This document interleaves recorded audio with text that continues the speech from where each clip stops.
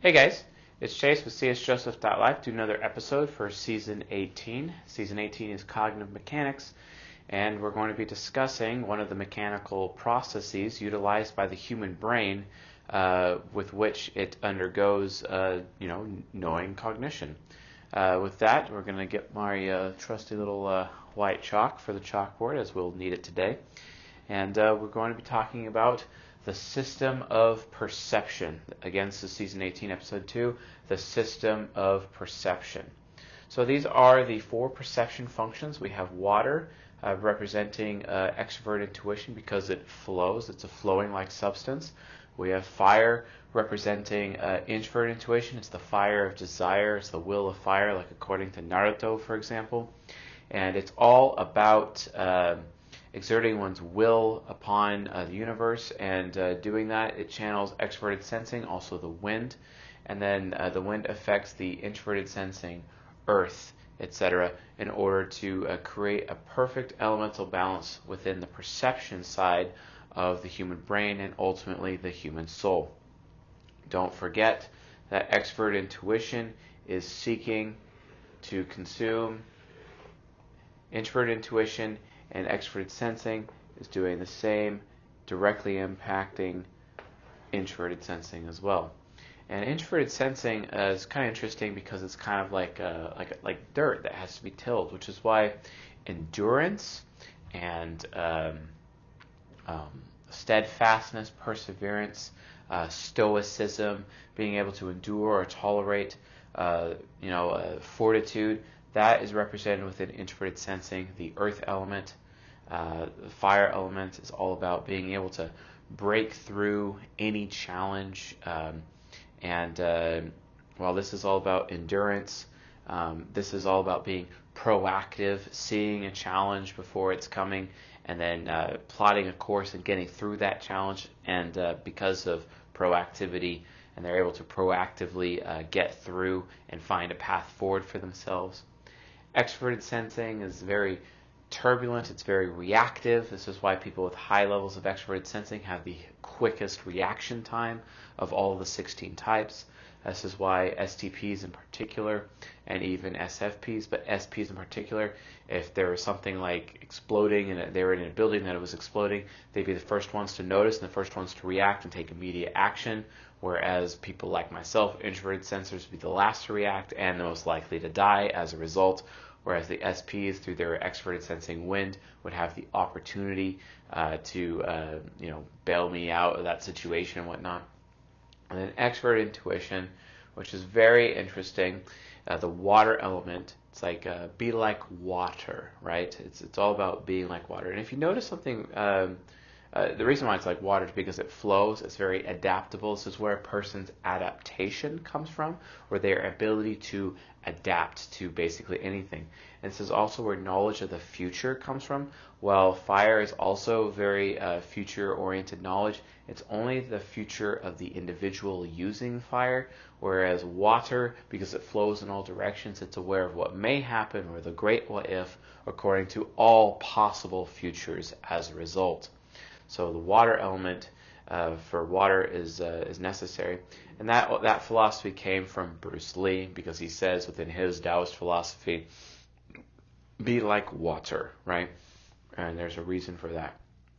So all of these four elements make up the perception functions of the human mind, and this is how the human mind basically is gathering information, right? They're all about gathering information, and gathering information is necessary because how would you go about making decisions if you don't have all the information, right?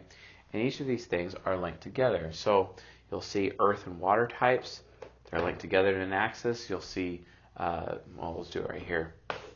Earth and water, water and earth, and you have fire and wind linked together, and they're on an axis, which means what affects one affects the other. So, and a fire user would be like, ooh, I want to impact, or I want to give you an experience, or I want to show you this, or I'm going to force you to do this. You will do this, or I see what you did there, or I want to see what you are doing, right? That's the approach of fire and water, or fire and wind. Whereas Earth, water is a little bit different, you know. I had this experience. Do you want to do it too? Or what should I do? I see what you want to do. Should I do it too? Right? It's completely different. Whereas fire is all about, you know, what I want. Whereas water is all about what we want or what you want. It's somebody else. It's external, right? Whereas this is internal. This is internal desire. This is external desire, right?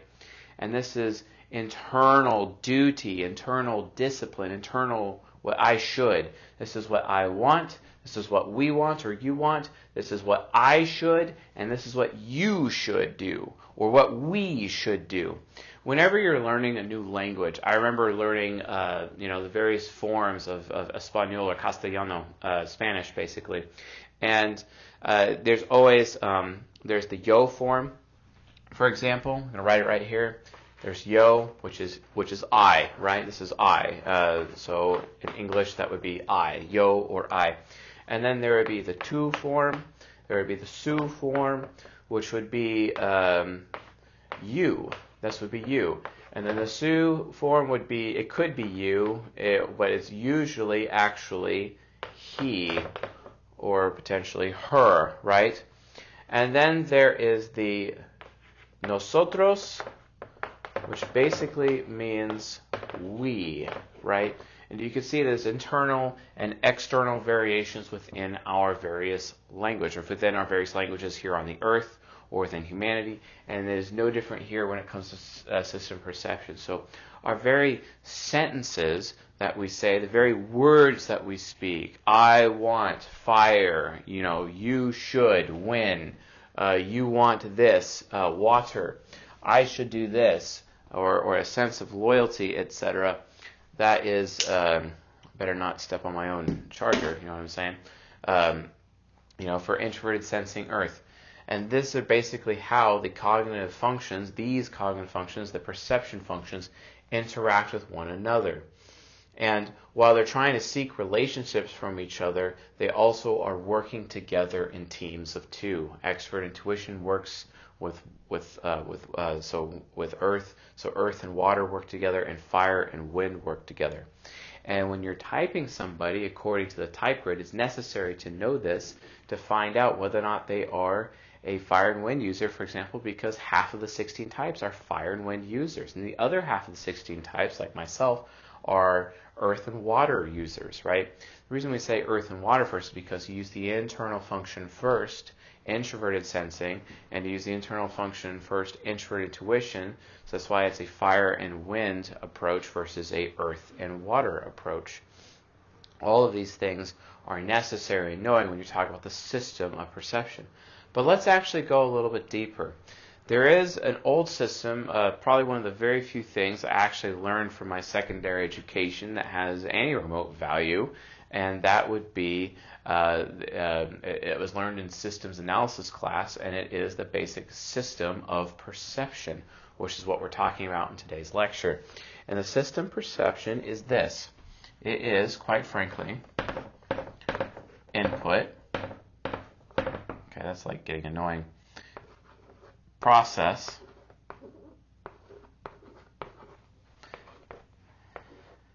Output.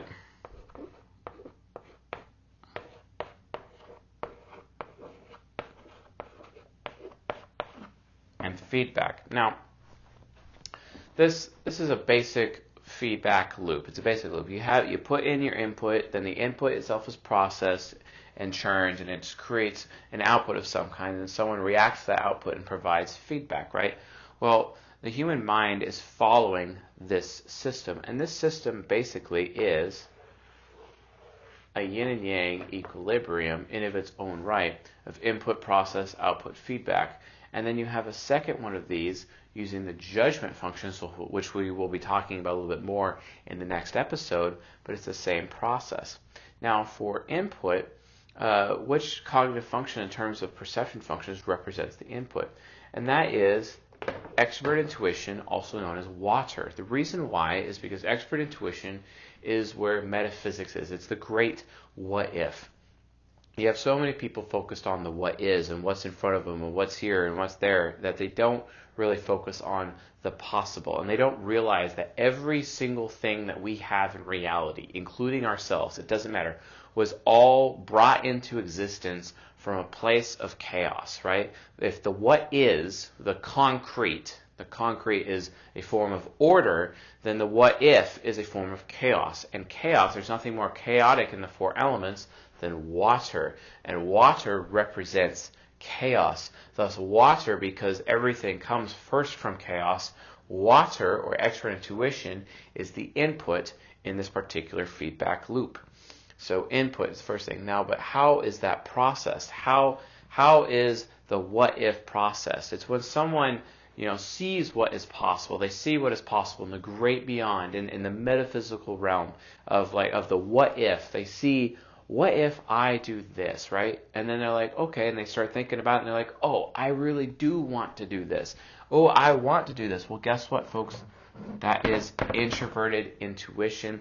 It's when they see what is possible, and then they know what they want to do. So extroverted intuition feeds introverted intuition, and introverted intuition is the processor, and it processes the great what if and creates and refines that what if into something that's even more likely to occur. You need that fire to burn the water and turn that water into steam and ultimately make something actually useful. And this actually makes a lot of sense, because if you look at it, when fire is applied to water, it creates steam, and steam is a form of energy, because people would take steamboats, for example, or steam-based engines, and make whole engines and modes of transportation as a result of processing water with heat and creating steam, right, within this, and this is basically an alchemical transmutation process. If you're taking an idea from the great beyond and then you're churning it with your introverted intuition desire, because you desire to take a potential idea and churn it, etc.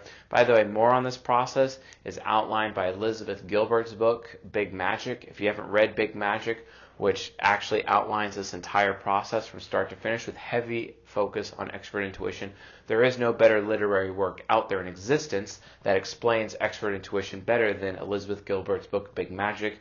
If you want to get yourself a copy, go to csjoseph.life/reading. I believe is in one of the drop-down menus there at csjoseph.life/reading. Go ahead and check it out. You can also get yourself a free Audible account if you want to get the audio version. And let me tell you, the audio version is excellent. But then after someone sees what is possible and then they know what they want to do, then they actually go through the process of making it happen and bringing it into reality. Oftentimes, we talk about, the great beyond being expert intuition or metaphysics, right? We call it metaphysics, or the great what if. Metaphysics is also known as potential energy, right? But sometimes in order to transmute potential energy, you transmute it into kinetic energy. And kinetic energy occurs in the area of physics. And this is kinetic energy, which is extroverted sensing. Extroverted sensing is all about kinetic energy, right? And that's where it comes from. So you have potential energy, and then the potential energy is being harvested by willpower, the great potential, the great beyond, and then a decision is made about that idea, and then that idea is being brought into reality or physics with kinetic energy, and it's transmuting the potential and harnessing the potential energy of water, and then the steam is burned and created, and then the steam is pushed forward by wind through kinetic energy, or in this case, the steam itself is the output, etc. So then all of a sudden we have this engine going, and then you have the feedback. The steam power is utilized, and then someone has an experience, and then that person has this experience, a memory of what has happened, also known as the past. And this memory is the feedback. Feedback itself is the memory itself, the experience of being moved from one place to another with the steam engine example of how to get there. And that's literally NE input, NI process, right? Extroverted sensing output and introverted sensing feedback. Because while it is in kinetic energy, while it is become reality, while it is physics, it also, extroverted sensing, the wind also represents the now. Because you can't capture the wind in your hand. You could feel it, but it's just as gone as quickly as you feel it. Because it represents the moment. It represents now. People who live in the moment are wind users. If you also think about it, it's very interesting. I highly encourage you, if you haven't checked it out already, the two television series for children known as Avatar: The Last Airbender or The Legend of Korra. It talks about these four elements, etc., and how, there's water benders, earth benders, fire benders, wind benders, but humanity right now in its current state, its current mental state, everyone is one of two elements. Everyone has this two element affinity, and the reason why is because we have earth and water linked together as a pair, and then we have fire and wind linked together as a pair. And basically, you have fire/wind benders, and you have earth and water benders in one, and that's literally how our minds work. And then the water people, we want to be desired, right? We want to be desired by fire people, right? And SI people want to receive new experiences and things that didn't exist before be brought into existence and shown to us by wind users. And wind users are looking for people that would never abandon them. And those earth people will stand up straight and be strong for the wind user to always be there so that the wind user never feels abandoned in the process. And then the fire has to burn with absolute freedom to burn in whatever direction it wants to go, etc., with absolute freedom.